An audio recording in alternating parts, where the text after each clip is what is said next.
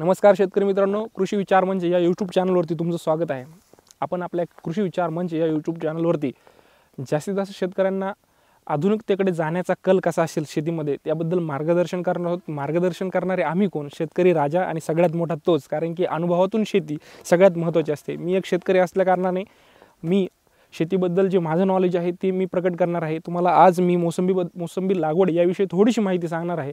मोसंबी लागवड करताना झालंय असं की मागच्या आमच्या आजोबांच्या काळात, वडिलांच्या काळात मोसंबी ज्यावेळेस लागवड केली जायची तर ती 18x18 किंवा 15x15वर लागवड केली जायची आणि तो मोसंबीचा बाग जो आहे तो अगदी 10 वर्ष 20 वर्षापर्यंत त्याची सर्व्हिस असायची। आज जसं युग फास्ट झालंय तसं मोसंबी फास्ट झाली आहे। जर आम्ही 3 वर्षापूर्वी लागवड केली तर 4थ्या वर्षी फळं यायला सुरुवात होतात, 5व्या वर्षी फळं निघतात आणि 6व्या वर्षी मोसंबी शेतातून गायब होते। तर असं का होतंय आणि हे नेमकी म्हणजे असं वातावरण खराब होत का चाललंय? तर सगळ्यात मोठं यामध्ये जमिनीचा जो pH आहे, जमिनीची जी परिपक्वता आहे ही कुठेतरी आपण तिचं रासायनिकतेमध्ये रूपांतर केल्यामुळे, म्हणजे खूप जास्त रासायनिक संरचना वापरल्यामुळे तिचा पोत खराब झाला आहे आणि आपण लावलेला मोसंबीचा बाग हा अगदी तुमचा 5व्या-6व्या वर्षातच नाहीसा होतोय। म्हणजे बघा, आपल्या आजोबांच्या काळात लावलेला बाग 20 वर्ष चालला, वडिलांच्या काळात लावलेला बाग 10 वर्ष चालला आणि अगदी माझ्या 3ऱ्या पिढीला मी लावलेला बाग अगदी 6व्याच वर्षात चालला। म्हणजे याचा अर्थ असा होतोय की फळबागांची लाईफ कुठेतरी कमी होते। तर याला आपल्याला सगळ्यात मोठी जोड द्यायची जर झाली तर काय करावं लागेल? म्हणजेच बाग वाचवायची ठरली तर करावं काय लागेल? शेतकरी मित्रांनो, शेतकरी हा सगळ्यात जास्त अनुभवी असतो, कारण की तो स्वतः फील्डवरती काम करत असतो। तर तुम्ही जर काही गोष्टींचे जर लक्ष केलं तर तुमच्या लक्षात येईल पाण्याचा वापर। आज आपण पाण्याचा वापर जास्तीत जास्त बोरवेलमधून करतो। काही लोकांचे अगदी 1000 ते 800 फुटापर्यंत, म्हणजे 1000 ते 800 फुटापर्यंत बोरवेल आहेत आणि तिथला पाण्याचा TDSचा जर विचार केला, त्याची जर सघनता आणि ECSचा जर विचार केला तर बऱ्याचशा पाणी हे जमिनी म्हणजे पाणी वापरण्यायोग्य सुद्धा नाही आणि त्यावरती आपण फळबाग लागवड करण्याचा विचार करतो।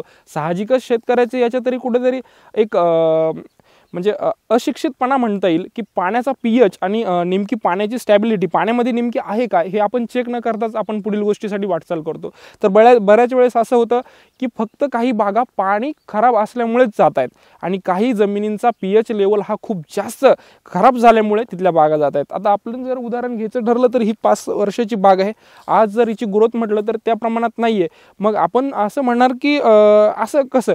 तर सगळ्यात महत्त्वाची गोष्ट माती परीक्षण आणि माती परीक्षणानंतर तुमची लागवड। आता बऱ्याचशा झाडांवरती जर आपण विचार केला तर हे अशा प्रकारचे स्पॉट्स, म्हणजे मध्ये हिरवा आणि साईडनी पिवळा, तर ही डिफिशियन्सी कशाची आहे? शेतकऱ्यांनी या गोष्टीकडे विचारपूर्वक बघितलं पाहिजे। फक्त दुकानदार आपल्याला खतं औषधं देतोय, आपण ते वापरतोय आणि पुन्हा त्याला जाऊन सांगणार की नाही बाबा कमी नाही झालं। तर याच्यामध्ये कुठेतरी शेतकऱ्यांनी विचार करण्याची गरज आहे। आज शेतकरी शिक्षित आहे, अशिक्षित नाही आहे। बऱ्यापैकी एज्युकेटेड म्हणजे शिक्षण घेतलेला व्यक्ती आज शेतीकडे वाटचाल करतोय। त्यामुळे नक्कीच शेती ही पारंपरिक न करता तुम्ही कुठेतरी एज्युकेशन घेऊनच शेती केली पाहिजे, म्हणजे शिक्षणाअंतर्गत शेती असं तुम्ही वळायला पाहिजे। तर मोसंबीकडे जाताना आता बऱ्याचशा मी एका बागेत गेलो होतो तर तिथे सगळ्यात मोठी त्यांनी लागवडीची परीघ जो होता तो खूप कमी केला होता। म्हणजेच मी बघितलं की अगदी 4x4 आणि अगदी 8x4, म्हणजे मधील ओळीतलं अंतर त्यांनी फक्त 8 फूट ठेवलेलं आणि झाडातील अंतर अगदी 4 फूट ठेवलेलं। तर मी म्हटलं आम्ही कपाशी या पद्धतीने लागवड करतो, तुम्ही हे नेमकी का केलं? तर त्यांनी मला सरळ प्रश्नात उत्तर दिलं की साहेब, आम्ही मोसंबी लागवड करतोय पण अगदी 5व्या किंवा 6व्या वर्षीच आमच्या शेतातील बाग ही नाहीशी होते। तर आम्ही हा विचार केला की पहिल्याच वर्षापासून उत्पादन का नाही? तर म्हणजे विचारायचं झालं तर अगदी मोसंबीला पहिल्या वर्षीही फुलं येतात। तुम्ही मोसंबी लागवड करत असाल तर तुम्हाला माहिती आहे। तर त्या शेतकऱ्याने अगदी 12व्या म्हणजे 18व्या महिन्यापासूनच मोसंबी पकडायला सुरुवात केली। अगदी एका झाडावरती 1 किलो माल, म्हणजे काहीच नाही। म्हणजे 4 मोसंबी जरी पकडल्या, म्हणजे 5-6 मोसंबी जरी पकडल्या तरी 1 किलो त्याच्या 4x4च्या हिशोबाने जर विचार केला तर त्याने त्याच्या एका एकरामध्ये 800 पर्यंत झाडाची लागवड केली होती।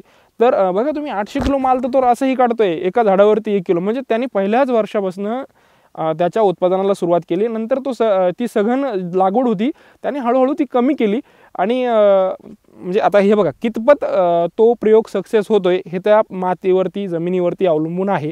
त्यानंतर त्यांनी म्हणजे नंतर काय केलं, मी त्याला परत व्हिजिट केली नाही, परंतु नक्कीच अशा प्रकारचेही विचार करण्यात यावा। कारण की जर तुमचं 5 आणि 6 वर्षात जर पीक निघून जात असेल आणि त्यावरचे 5 वर्ष तुमचे जर वेस्ट जात असतील, म्हणजे बरेच शेतकरी आजही मोसंबी लागवड करतात, 5 वर्ष त्याचं वेटिंग करतात आणि 5व्या वर्षी पीक घेतात 6व्या वर्षी मात्र मोसंबीचे पिके नाहीस म्हणजे मर रोग आहे, बऱ्याचशा डिफिशियन्सी आहेत, मुळकूज आहे, त्यानंतर काही किडी व्यवस्थापन आहे, पिनहोर बोरर आहे, अशा बऱ्याचशा गोष्टी आता मोसंबीलाही लागू होत आहेत. आता जसं की डाळिंब पिकाकडे जाताना डाळिंबावर खूप साऱ्या कीटकनाशकांचा वापर होतो, परंतु मोसंबीवर असल्या इतका खर्च नाही म्हणून शेतकरी मोसंबीला राजा पीक म्हणतो. परंतु आजही राजा पीक मोसंबी असलं असे म्हणजे असावं यासाठी जर तुम्हाला चांगल्या पद्धतीने आधुनिकतेकडून जर विचार करायचा असेल तर तुम्ही माती परीक्षण करून घ्या, पाणी परीक्षण करून घ्या, त्यानंतरच मोसंबीची लागवड करा. म्हणजेच तुमची बाग किमान 10 वर्ष तरी असेल आणि शेतकरी तोट्यात जाणार नाही. व्हिडिओ आवडल्यास लाईक आणि सबस्क्राईब करा. धन्यवाद शेतकरी मित्रांनो.